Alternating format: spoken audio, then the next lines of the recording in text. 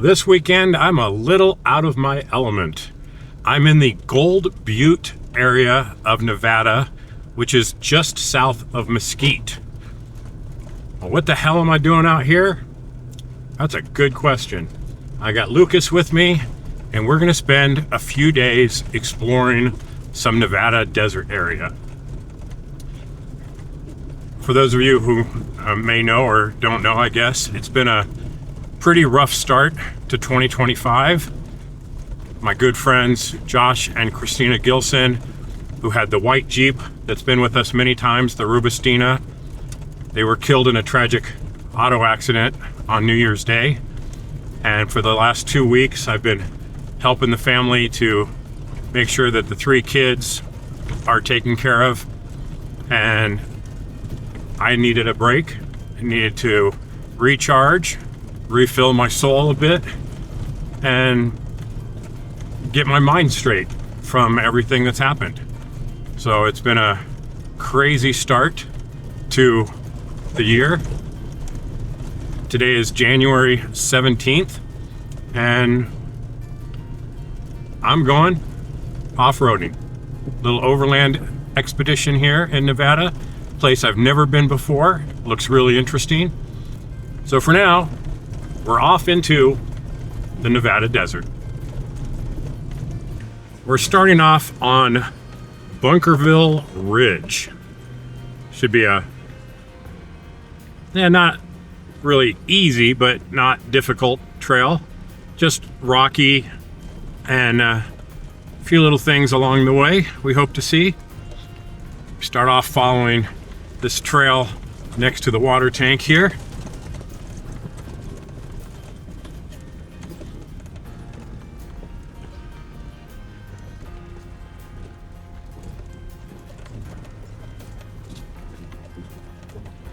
Got to pay attention to trails off-road here. After passing the water tank, we turn right. Okay.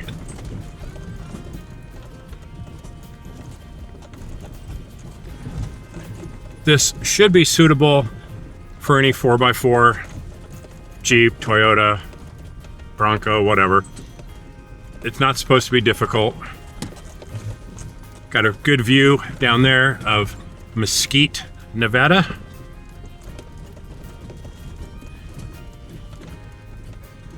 And we're just gonna tootle along. Now, one section is the Gold Butte Discovery route or something like that. And there's a big loop at the end of it that I wasn't sure that I was gonna do. But while I was getting gas, I met with one of the members of the Las Vegas search and rescue team, which were out here doing a recovery of a rolled side by side. And he said, oh, you've got to go down to the bottom of that and see the ruins of the Gold Butte city. So, minor change of plans, and I will be heading down there. I've got plenty of time. I've got 4 days at least that I can be out here and just checking this area out.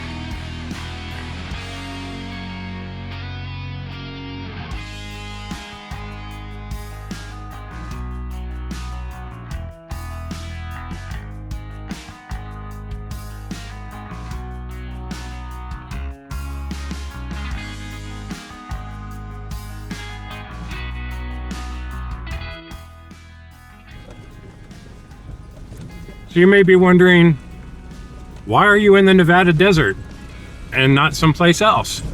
Well, because it's the middle of January.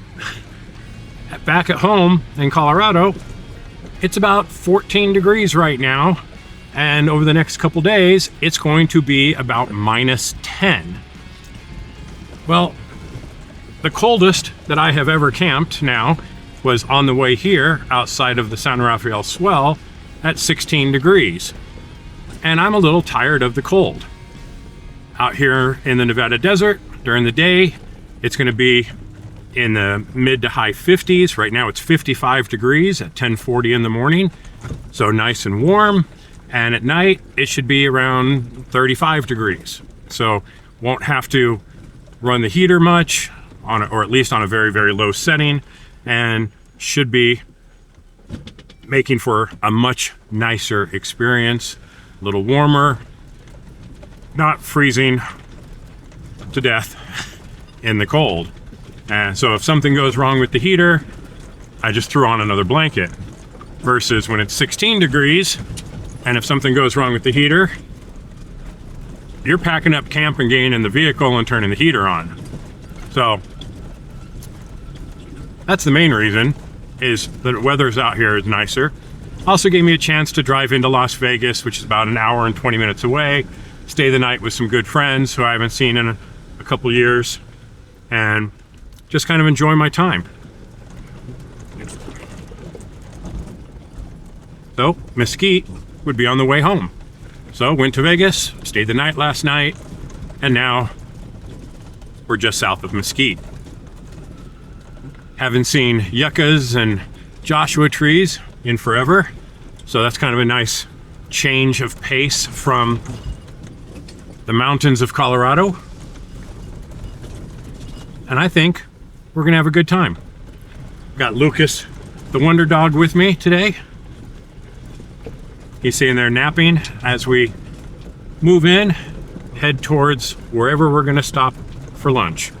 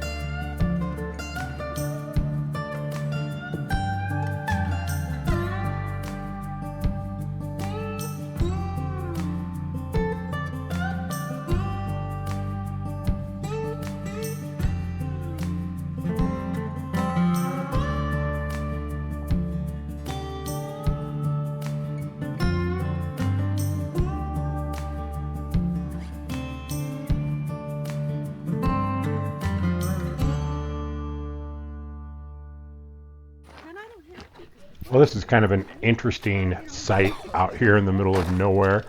It's an old water tank. Could still be being used, not really sure. But it's made up to look like a locomotive engine. It's definitely not a locomotive piece, but it's certainly a water tank. And it's out here in the middle of the boonies, probably to water cattle at some point. But kind of interesting nonetheless.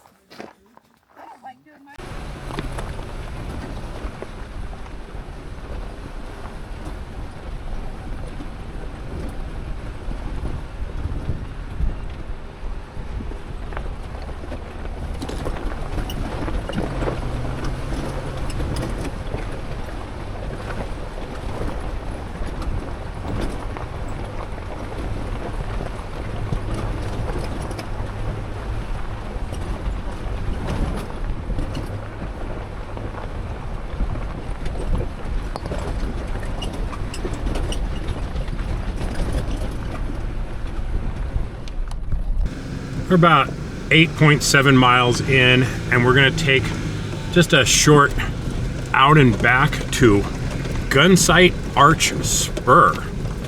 Natural arch formed in the rocky cliffs above. You can see it up ahead of us, but we'll get up there and take a closer look.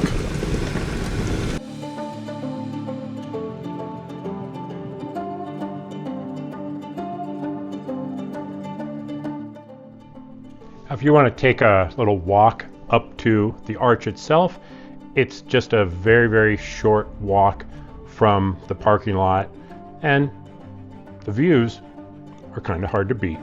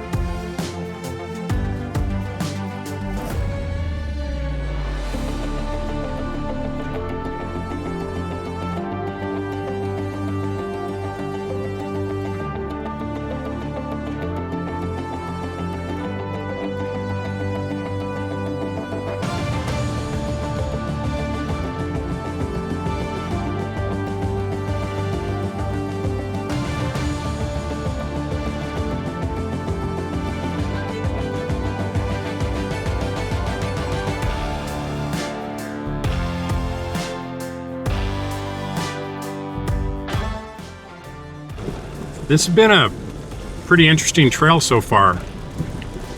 A lot of hills, climbing, descending, some pretty steep stuff. Now, stuff from the past when we had the trailer, we never had a brake controller on it. Wasn't that big of a deal. The trailer's not that heavy, but sometimes you just, it's hard to slow down going down some of the stuff. And as loose as this stuff is, it would be pretty sketchy. Fortunately, a little while back, we installed a new red arc Trail Pro brake controller. Now this allows me to dial in how much braking the trailer has, because it actually has electronic brakes. And I've got it dialed in to where when I hit the brakes, it's not skidding the tires, but it provides enough braking to help slow everything down. This has been really huge help on some of these hills. Without it, it'd be pretty darn sketchy coming down a couple of those. But it's pretty cool. It's 12:40 in the afternoon. It's 50 degrees. Beautiful scenery. Some cool things so far, that water tank, the arch, and a little ways up, there should be some old corrals. I think we'll stop for lunch.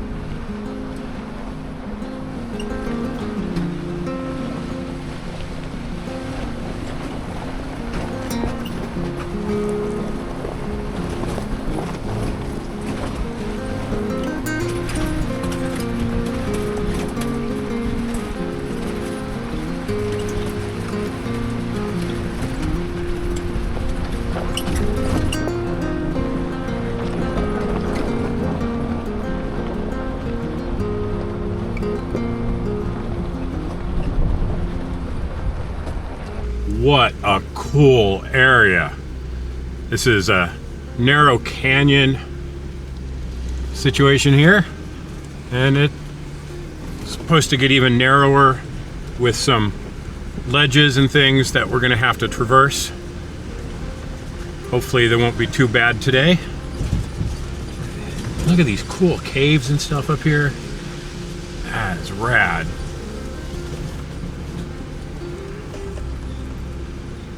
Oh, okay.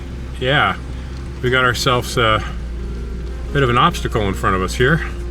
We'll have to see what this is all about.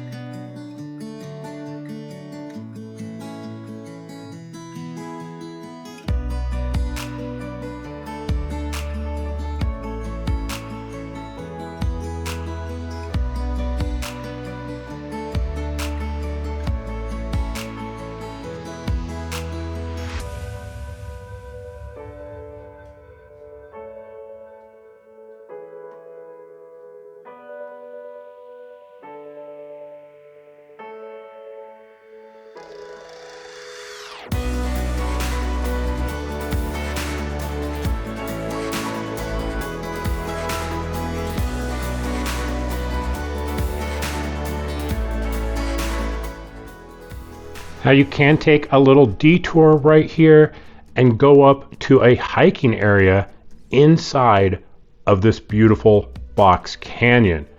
Now I'm just going to fly around, get in some of the scenery, but we don't have time today to go for a hike up here. But for those who do, should be well worth it.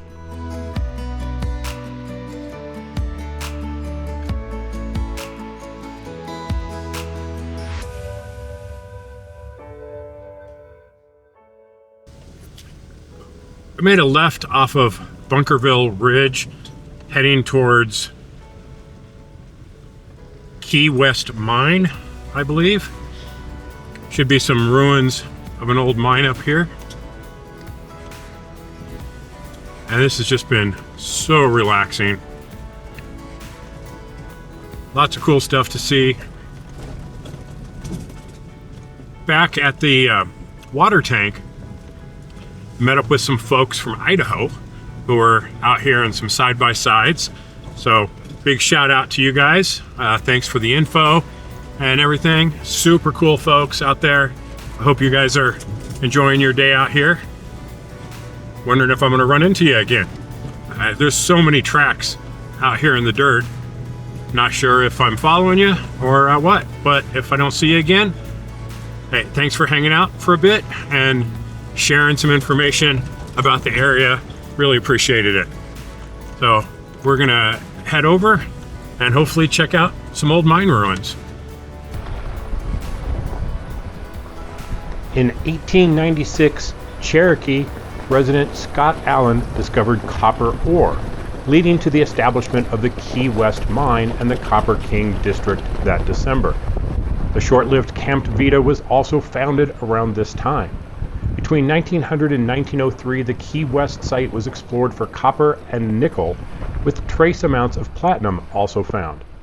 The Nevada Copper and Nickel Company shipped a carload of ore in 1903, followed by additional shipments in 1908 and 1916 before the mine's closure.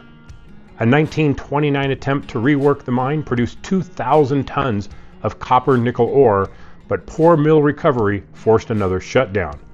Further unsuccessful attempts were made in 1936 and the early 1950s, and the mine has largely remained inactive ever since.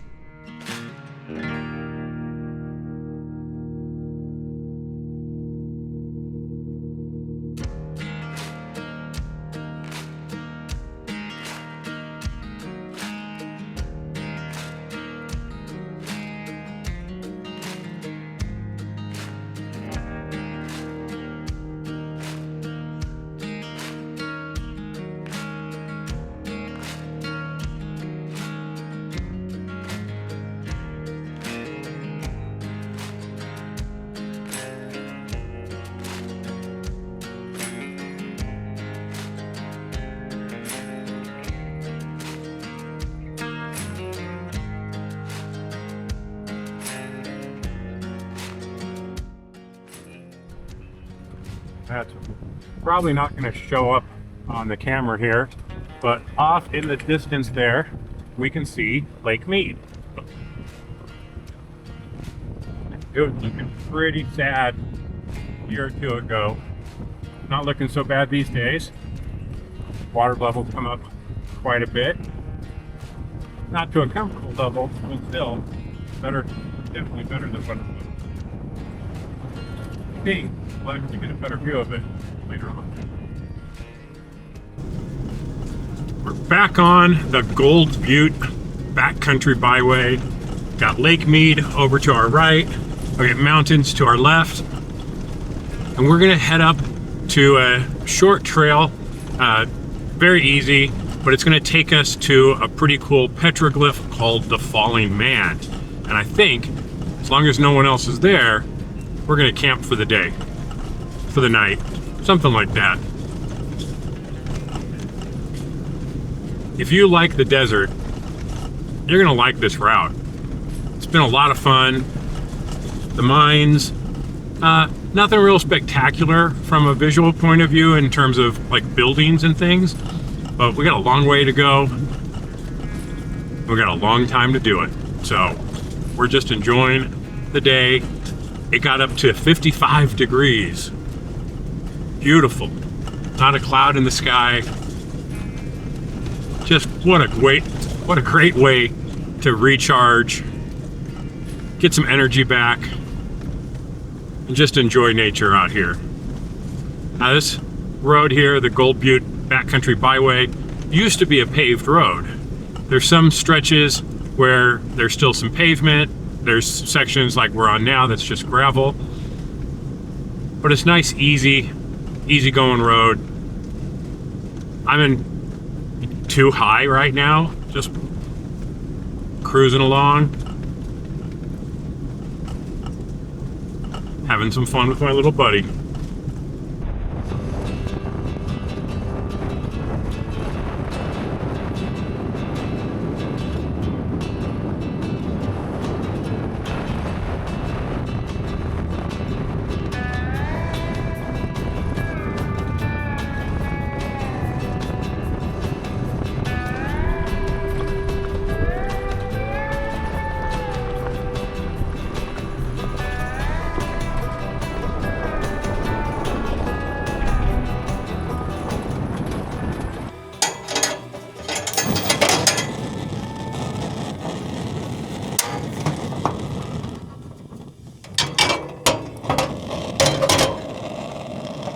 We made camp, beautiful place, gorgeous sunset.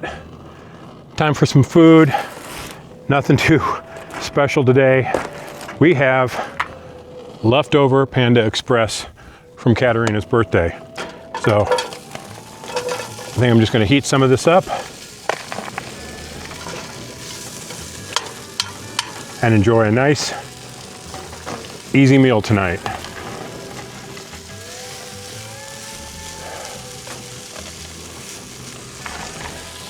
Place is gorgeous. Beautiful desert area. I went down to Falling Man petroglyph. I saw some of the other petroglyphs. I did not find the Falling Man. Not sure exactly where it is. I mean, I have a GPS coordinate, but when I tried to look for it, couldn't find it. So, may have to do a little more searching, see if I can find it somewhere.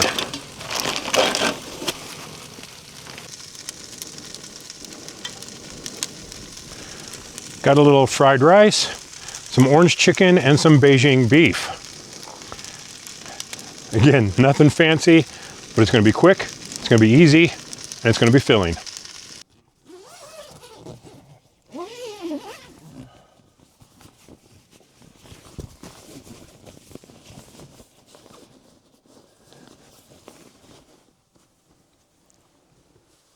Oh. Oh.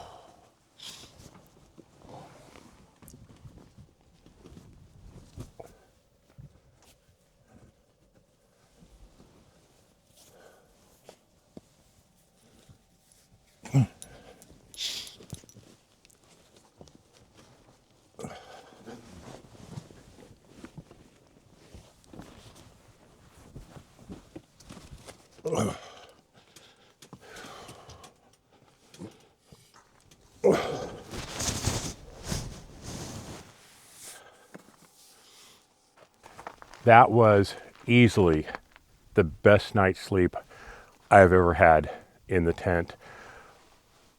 It was nice. It was only down to about 40 degrees last night, 39 and change. It was 65 inside the tent, absolutely perfect. And I'm using a new mattress, the 4x4 Colorado Comfort Cloud, I think it's called.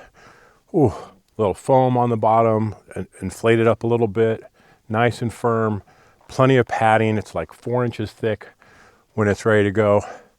Oh, man, I slept so good. Yesterday, we came down, we did a few things. We went over to the Falling Man petroglyphs, but we didn't find the main set of glyphs. So came back, camped for the night, and I was doing some research and I found where the main glyphs are. And it's not on Falling Man Trail. You have to continue past that. So I've got that all loaded up into Gaia GPS so that I can use my phone and go find them. So we're gonna head back down the trail. It's only, I think, 2 miles.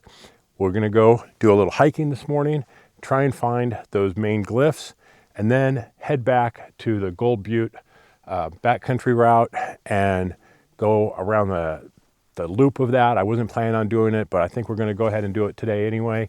Maybe a visit to little Finland. It's just gonna be an incredible day. I needed some dirt therapy, and this is doing the trick. We're back here at Falling Man, and we're gonna follow the trail to the end.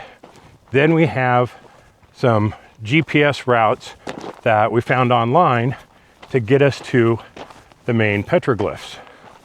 So it should be a nice little hike this morning. Get out. It's probably just over 40 degrees out here. So absolutely beautiful. The sun's coming up over the ridges, and this is just a spectacular area. Let me show you what I see. This is the trail. Lucas is on a mission. I'm not sure what he's looking for, but he's definitely on a mission this morning. And this is just an absolutely stunning place to come visit. Well, let's go see what we can find.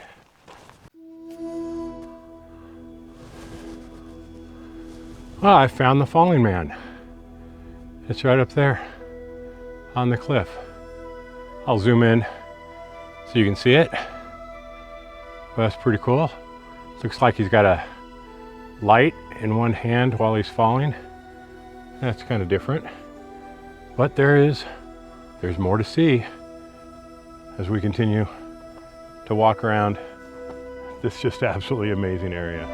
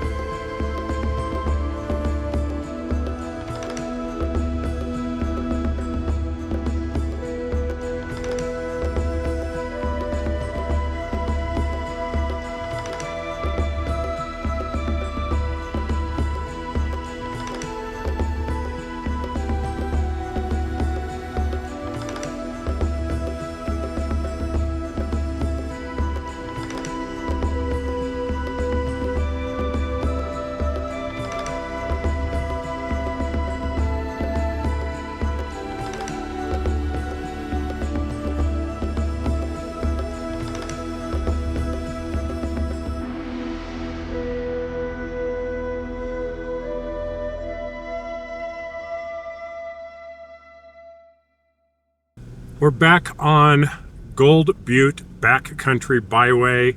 We found the Falling Man, so I'm very happy with that. Got in almost a mile hike first thing this morning. Lucas is already tuckered out. He's not used to being up that early. What a beautiful place. And now on to the next place. There's some camping sites up here, some parking spots to check out. So we'll be seeing what's up ahead. But right now we've got a fairly nice paved road compared to the dirt that this was earlier. So we'll get some better gas mileage, have a nice smooth ride, and enjoy a bit of our morning.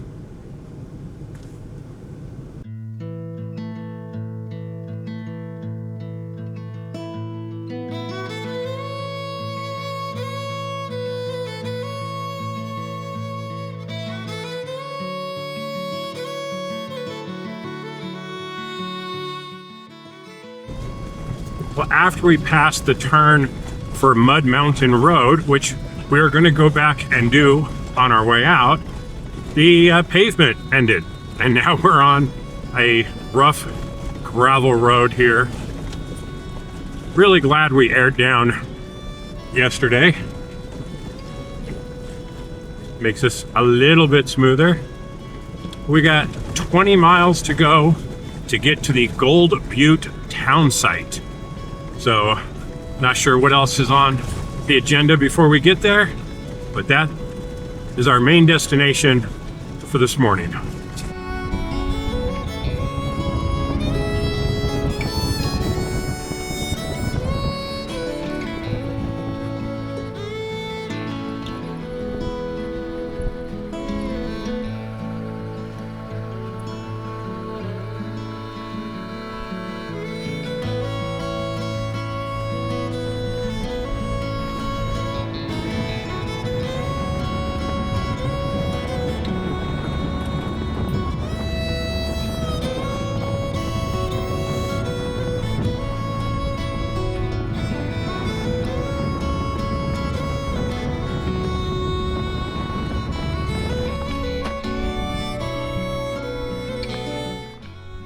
Little remains of the once booming mine town of Gold Butte.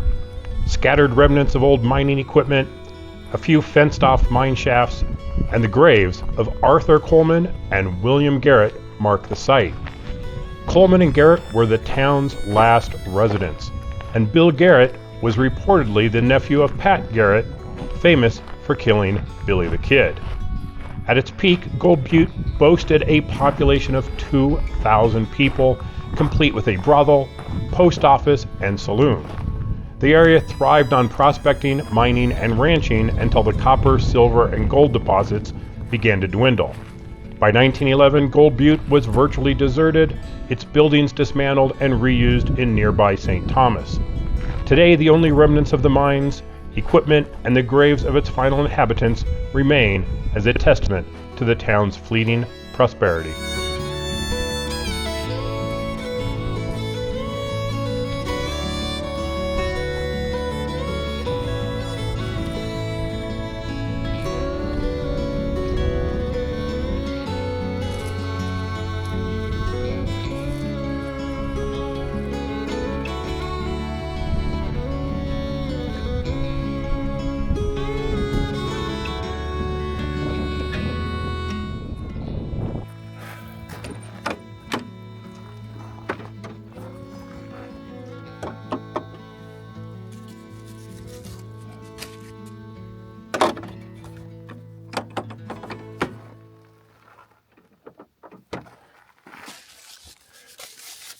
Time for a warm breakfast burrito.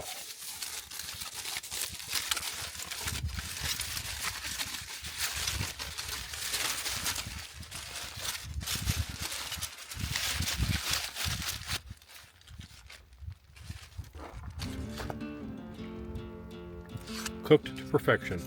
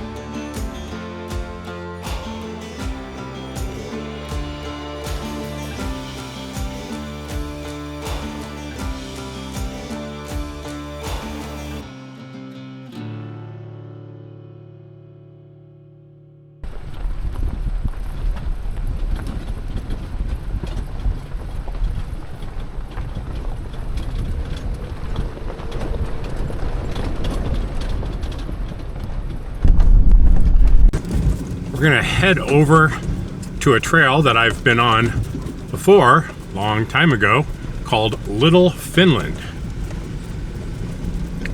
Kind of a cool geographic area with some just amazing views. Very pretty area, and we'll check it out again.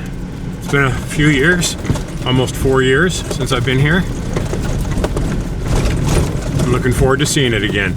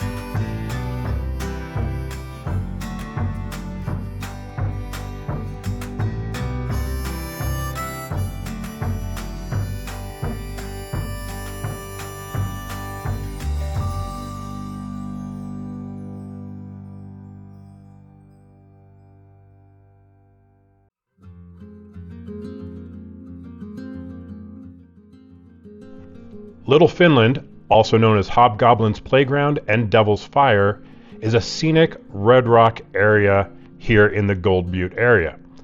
It's known for its red rock scenery and strangely shaped delicate rock formations. The landscape is pretty similar to the Valley of Fire State Park, which is about 20 miles to the west across Lake Mead. The rock formations are composed of red Aztec sandstone fossil sand dunes. Many of the features are small erosional fins, hence the name.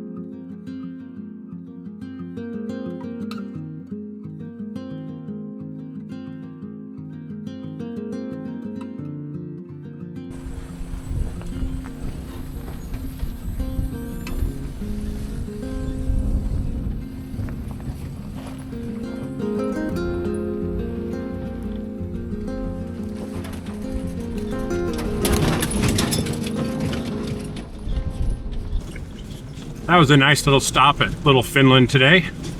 Super, super windy.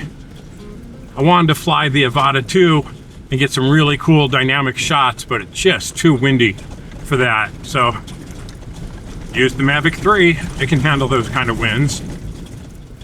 So now we're gonna head back to Gold Peak Byway and continue the loop that we've been doing. So we're not gonna go back the way we came. Only this little detour to Little Finland is an out and back. We're gonna keep going up on Gold Butte and see where the trail leads us today. It's 12:20 and we got a couple hours before we really need to think about finding a campsite. So we'll probably get out of this whole area and on to something different.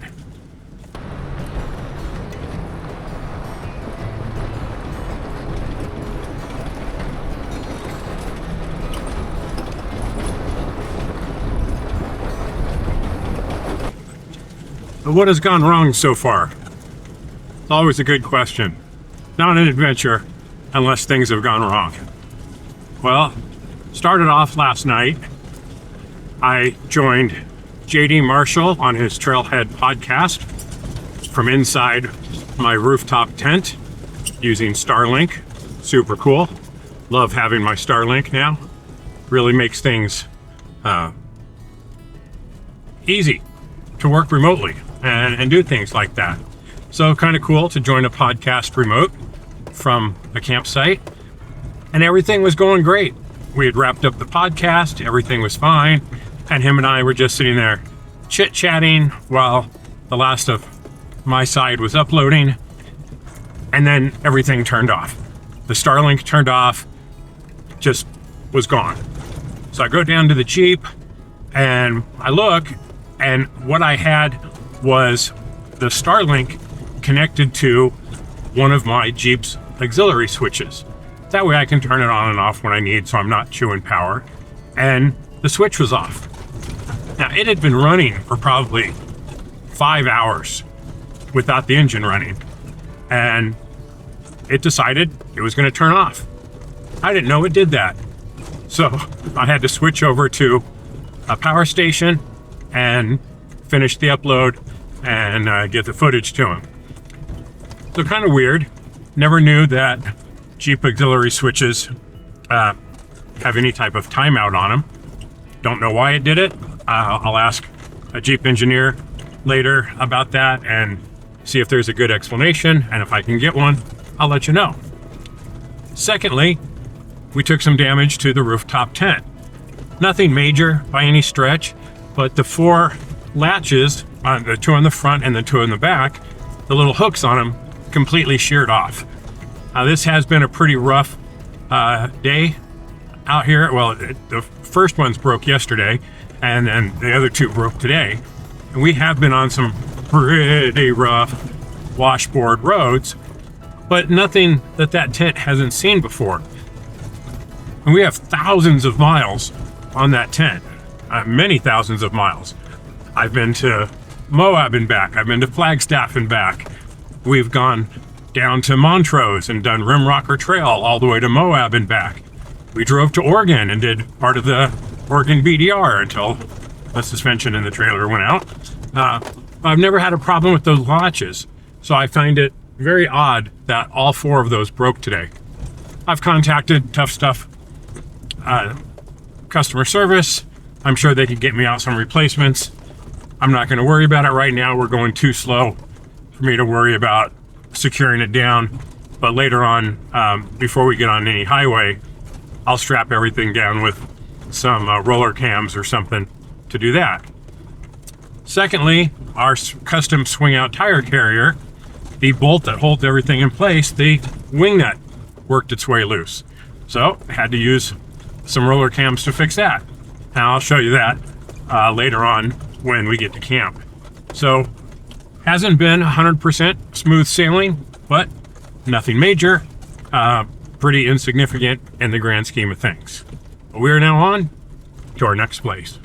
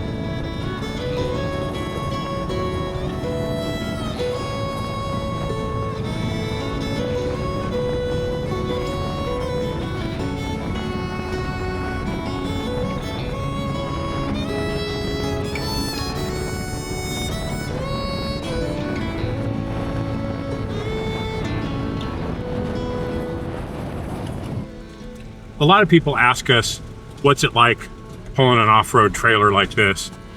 This thing weighs about 2,000 pounds, fully loaded. We got water in it, we got food in it, the stove and all that good stuff. And I mean, hauling it is not bad. I mean, we do pretty good. I'm not short on power doing anything. But let's talk about economy. Now, since we hit dirt early yesterday, 26 hours ago, I have put almost exactly 8 hours of driving down for 82.4 miles, and we've been averaging 8.5 miles per gallon. So that's not really good. It's not good on gas when you're off-roading. It's not a whole lot better when you're on the road, but you know, I can get 11, 12 miles per gallon on the freeway, but 8.5 off-road is really cuts down on your range. So we have 2 3-gallon roto packs on the back and a 4-gallon roto pack on the trailer. So total of, I mean, probably just shy of 10 gallons with not being able to fill them up full because they're at an angle and they would just leak out. So probably 9.5, 9 3/4 gallons that I've got available to fill up, which would pretty much get us pretty close to a full tank right now. We're just under a half a tank at the moment. Got 2 days left. I've been trying to calculate about a quarter mile a day or a quarter tank a day. I'm a little over that today, but once we get back out to the route that we were originally intended to do, then I think we'll be okay. There are several ways to duck out and go get gas if need be. Don't think that's going to be a problem. I think we'll be fine because this was the biggest, longest stretch of the entire trip that we were going to do, as well as being very rocky, very sandy, a lot of loose gravel. So not the best gas mileage on this longest part of the trip. The rest of it should be a little smoother, a little easier. And when I get up to, you know, about 20, 25 miles an hour, then the gas mileage goes up pretty good. And anytime I have to go into 4 low for going down a hill or going up a hill, either one, then I'm gonna get a lot worse gas mileage. And we had to do some of that today on some of the steep climbs and some of the steep descents. So there you have it. That's what it's like to pull a trailer like this when you're overlanding, which is why we'd like to add a Gladiator for trips like this. It would get much better gas mileage. I'd be a lot shorter without having the trailer on the back. But in order for that to happen, we either need more sponsors, a lot more viewers, or a lot more people supporting us on our Patreon at Trail Traveler. We post things like the GPX files for this route, some behind the scenes photos for the campsites and things like that that we don't include in the video. There may be some extra bonus footage there. And we're gonna do some Patreon member trips this year. So if you're interested in that, check out patreon.com/Trail Traveler. And you know, if you don't, that's cool. You know, if you just watch the video, we love it. And we appreciate all the viewers we have out there. Oh, nice big dip in the road here.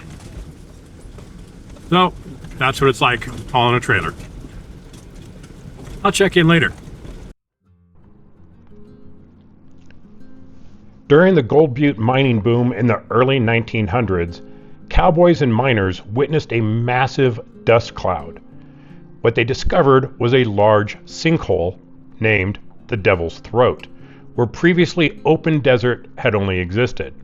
This immense sinkhole has continued to grow over the years and now measures between 110 and 120 feet across with pretty considerable depth. While impressive, the sheer scale of the Devil's Throat is difficult to grasp in person. A safety fence now surrounds its perimeter, and multiple older fences nearby indicate the sinkhole's expansion over time. The most recent fence has been set back significantly from the edge, making it challenging to see into the sinkhole. Given the unstable ground around the perimeter, approaching the edge is strongly discouraged.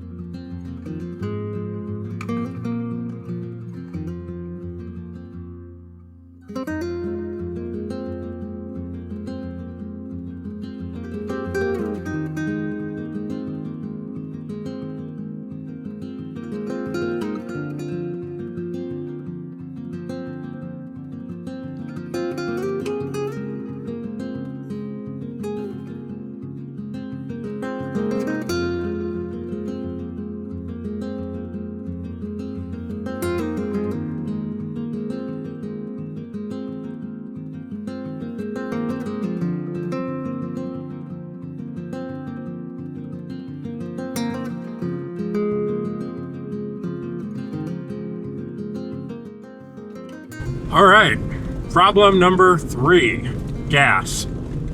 I was burning way too much gas today, and even with the spare gas that I have, there's no way I could complete the route and have enough gas. It just wasn't going to happen. I was calculating I had about 160 miles of range. I needed to go about 200 miles, and it just wasn't going to happen. So since I was on Gold Butte anyway, I decided I'm going to take the 20 miles, 23 miles back to Mesquite, fill up the tank, and then head back and get back on the route that I had planned. So about an hour detour to go get gas, but the last thing I want to do is run out in the middle of nowhere and not have enough to get back to civilization. So little bit out of the way, and you know, that's the downside of hauling a trailer off-road. If I would have stopped somewhere, made camp, which I could have just left the trailer at the campsite last night, done that whole loop today, and we'd have plenty of gas left. But I didn't know where I was going to end up stopping, so I had the trailer with me, and it sucked way more gas than I had budgeted for. So, little delay, not a big deal. We're not that far, and we'll fill up, get back to the route that we had laid out, and continue our journey. And another problem. I just got a battery indicator on the dash. It says stop safely, vehicle will shut off soon. Although my voltage seems fine. It's 13.7, 13.8 volts. So I don't know what's going on with that. I'm just gonna have to keep an eye on that and see if the alternator went out or what exactly is going on. But fortunately, I'm heading into town and we'll figure out what this problem is. Maybe I just need to stop and I don't know. But if it stops here, I'm in pretty bad shape. Well, hopefully crisis averted. I got gas. I reset everything. Everything seems fine. I was throwing a high voltage error. Don't know what was causing that, but probably just from running it so hard all day today. But we're back on the road and heading back into Gold Butte to get back on route and try and finish this trip with hopefully no more issues, or at least no major issues. One can only hope. We have made it to Mud Mountain Road. We're back on the trail. Kind of a different looking terrain right here. I can see why it's called Mud Mountain. Looks like a bunch of mud. So now it's time to find a campsite.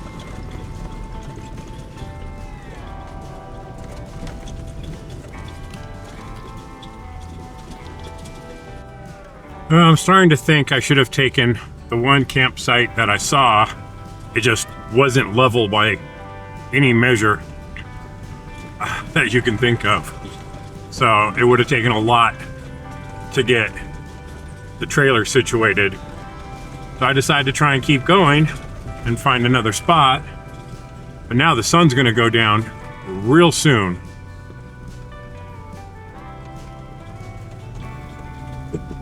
And I need to find a campsite.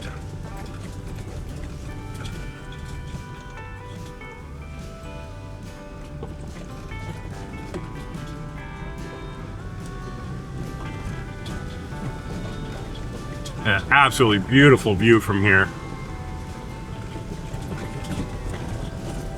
And apparently you can take this road all the way to St. George, Utah. And we are now crossing the Arizona state line. Rough road, four-wheel drive recommended. Well, good thing I have four-wheel drive. Now I just need a campsite. Temperature is dropping. It was 55 degrees earlier today. It is now 43 degrees. So I don't want to have to be setting up camp in really cold weather.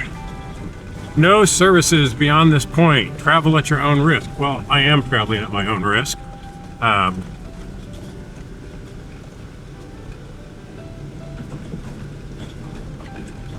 So I guess we're good.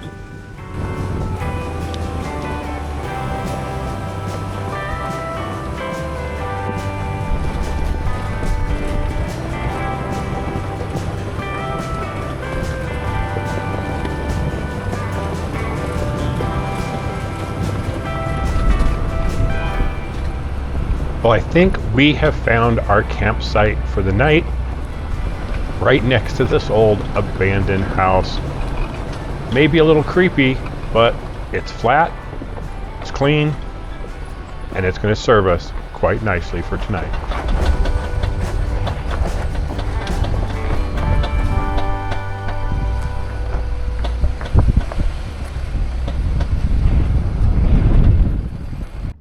Well, thank you for joining us for our first couple days here on the trail. Come back next week and catch part 2 as we continue our Nevada adventure.